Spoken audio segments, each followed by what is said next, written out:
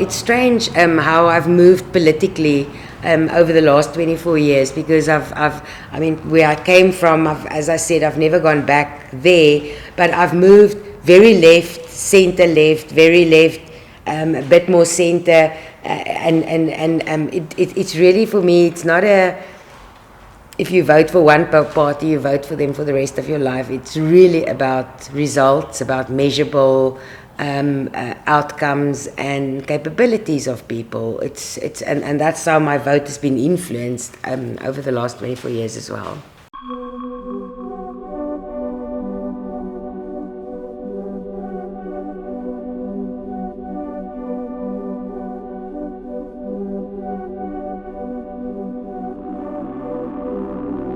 I do think the upcoming election is a watershed moment in South Africa's history, but then also I remember that in 2007 we thought the same. So I think there's a lot of anxiety about the results perhaps of the election and how power may have shifted over the last couple of years. However, I do think and I do feel that after May 8th, South Africa should never be the same again. We cannot continue in this country with the level of inequality 25 years after democracy. We cannot continue. People still not having proper housing. Children don't have ablution facilities at school. They still live with pit toilets, not proper education, not proper roads, infrastructure, services, basic services, housing, land, all of it needs to be addressed. So come 8 May, whatever the results, I just hope that South Africans will realize that we cannot continue like this.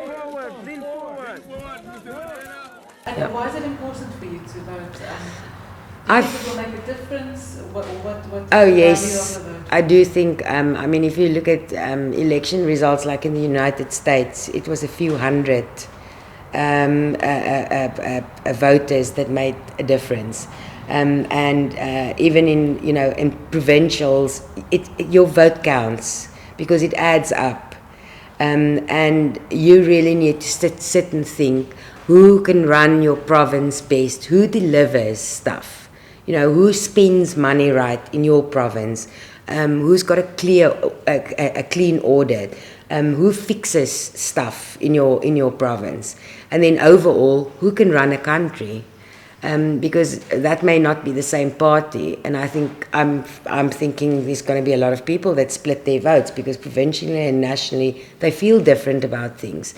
So for me, it's quite important that people don't just go and vote to mark your cross and to get your ink mark, but really think about what you are going to do, because there's consequences to everything. And I personally feel that it is my responsibility. The price I have to pay for carrying the pride of that green passport of mine is the responsibility to contribute to this country, is to at least just go and vote then. Kula Matiba, kula! Viva leadership, viva! I want to ask your opinion about Cyril Ramaphosa. Peter Bruce wrote a story that people should vote for Cyril to strengthen his hand. I mean, yeah, I don't know if you have an opinion on that you would. Yeah, I do. Look, I know President Ramaphosa from my time with Madiba, and I do. I think more than the man on the street, know more of him, more of Mr. Ramaphosa, of President Ramaphosa. So I am a firm believer that he's the right man for the job.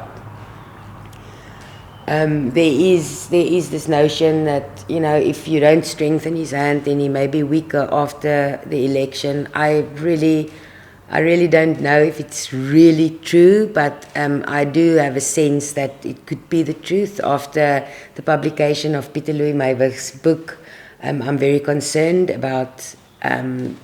Ramaphosa's safety politically, in the political, or within the ANC.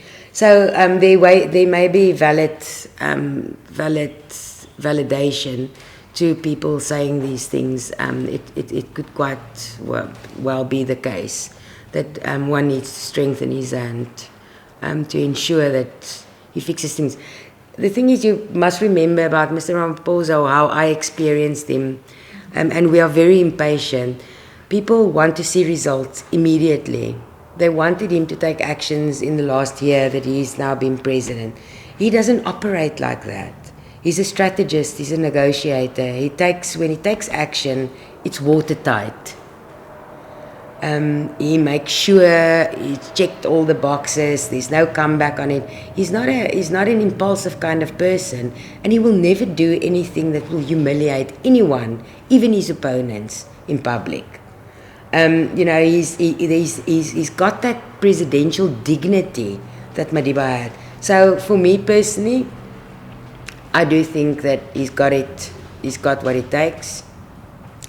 And I do wish him well.